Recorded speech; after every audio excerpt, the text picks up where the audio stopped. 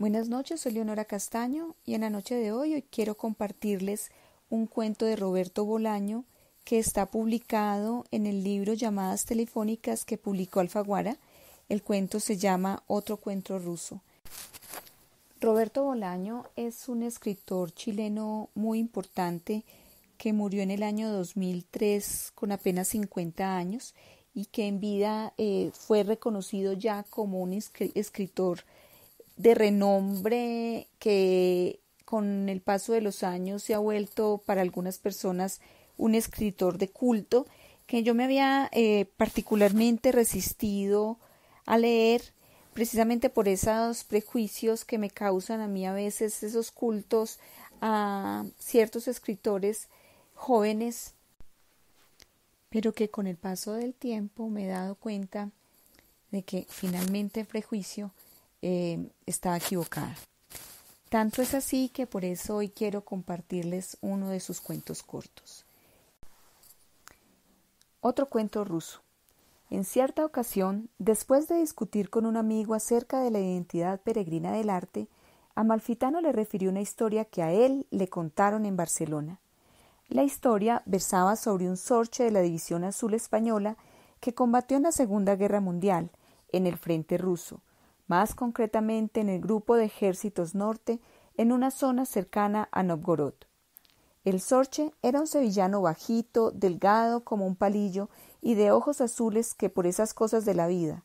No era un Dionisio Ridruejo, ni siquiera un Tomás Salvador, y cuando habría que saludar a la romana saludaba, pero tampoco era propiamente un fascista o un falangista, fue a parar a Rusia. Allí, sin que sepa quién empezó, alguien le dijo: Sorche, ven para acá, o Sorche, haz esto, o lo otro, y el sevillano se le quedó en la cabeza la palabra Sorche, pero en la parte oscura de la cabeza, y en ese lugar tan grande y desolador con el paso del tiempo y los sustos diarios, se transformó en la palabra chantre. No sé cómo ocurrió, supongamos que se activó un mecanismo infantil, un recuerdo feliz que esperaba su oportunidad para volver. De modo que el andaluz pensaba sobre sí mismo en los términos y obligaciones de un chantre, aunque conscientemente no tenía idea del significado de esta palabra que designa al encargado del coro en algunas catedrales. Pero de alguna manera, y esto es lo notable, a fuerza de pensarse chantre, se convirtió en chantre. Durante la terrible Navidad del 41 se hizo cargo del coro que cantaba villancicos mientras los rusos machacaban a los del regimiento 250. En su memoria, estos días están llenos de ruidos secos, constantes, y de una alegría subterránea y un poco fuera de foco. Cantaban, pero era como si las voces llegaran después o incluso antes, y los labios, las gargantas, los ojos de los cantores muchas veces se deslizaban por una suerte de fisura de silencio, en un viaje brevísimo pero igualmente extraño. Por lo demás, el sevillano se comportó como un valiente, con resignación, aunque el humor se le fue agriando con el paso del tiempo. No tardó en probar su cuota de sangre.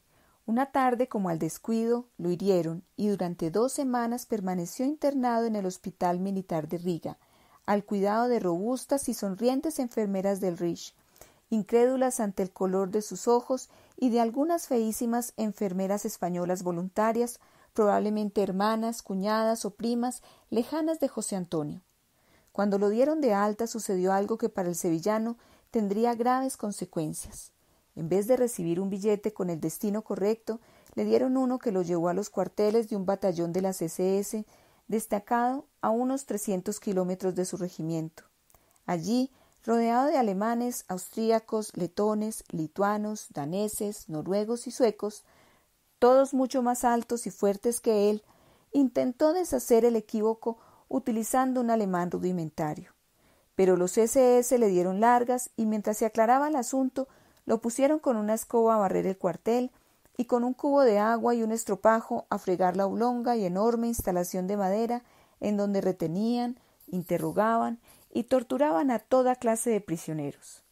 Sin resignarse del todo, pero cumpliendo con su nueva tarea a conciencia, el sevillano vio pasar el tiempo desde su nuevo cuartel, comiendo mucho mejor que antes y sin exponerse a nuevos peligros, ya que el batallón de las SS estaba destinado en la retaguardia en lucha contra aquellos a quienes llamaba bandidos. Entonces, en el lado oscuro de su cabeza, volvió a hacerse legible la palabra sorche. Soy un sorche, se dijo, un recluta bisoño, y debo aceptar mi destino. La palabra chantre poco a poco desapareció, aunque algunas tardes, bajo un cielo sin límites que lo llenaba de nostalgias sevillanas, resonaba aún por allí, perdida quién sabe dónde. Una vez escuchó cantar a unos soldados alemanes y la recordó. Otra vez escuchó cantar a un niño detrás de unas matas y la volvió a recordar, esta vez de forma más precisa, pero cuando dio la vuelta a los arbustos, el niño ya no estaba. Un buen día ocurrió lo que tenía que ocurrir.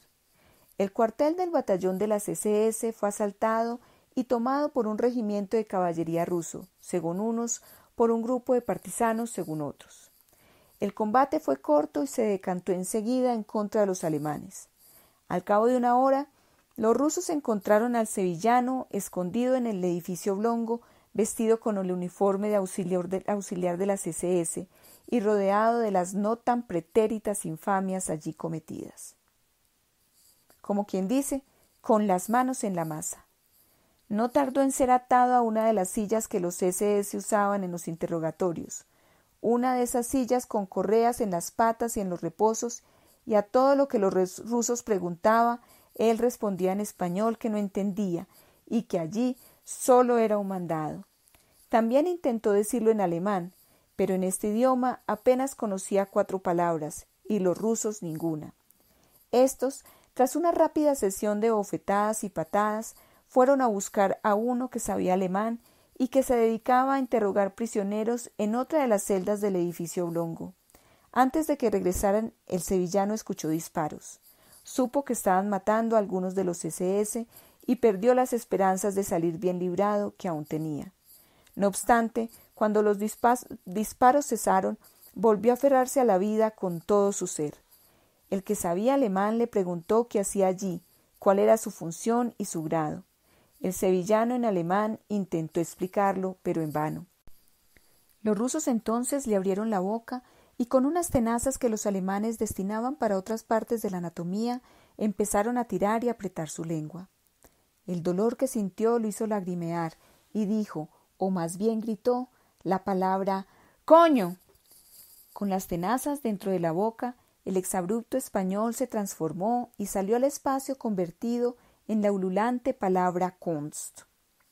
El ruso que sabía alemán lo miró extrañado. El sevillano gritaba ¡Kunst! ¡Kunst! Y lloraba de dolor. La palabra Kunst en alemán quiere decir arte, y el soldado bilingüe así lo entendió y dijo que aquel hijo de puta era un artista o algo parecido. Los que torturaban al sevillano retiraron la tenaza con un trocito de lengua y esperaron, momentáneamente hipnotizados por el descubrimiento. La palabra arte, lo que amansa a las fieras. Y así, como fieras amansadas, los rusos se dieron un respiro y esperaron alguna señal mientras el sorche sangraba por la boca y tragaba su sangre mezclada con grandes dosis de saliva y se ahogaba. La palabra coño, metamorfoseada en la palabra arte, le había salvado la vida. Cuando salió del edificio oblongo, el sol estaba ocultándose, pero le hirió los ojos como si hubiera sido mediodía.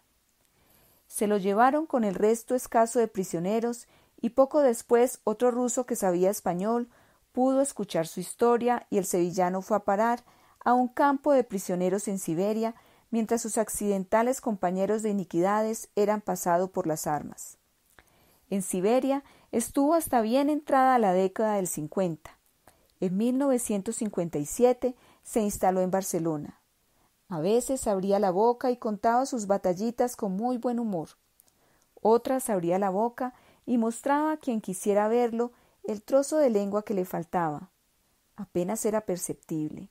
El sevillano, cuando se lo decían, explicaba que la lengua con los años le había crecido. Amalfitano no lo conoció personalmente, pero cuando le contaron la historia, el sevillano todavía vivía en una portería de Barcelona. Y hasta aquí el cuento.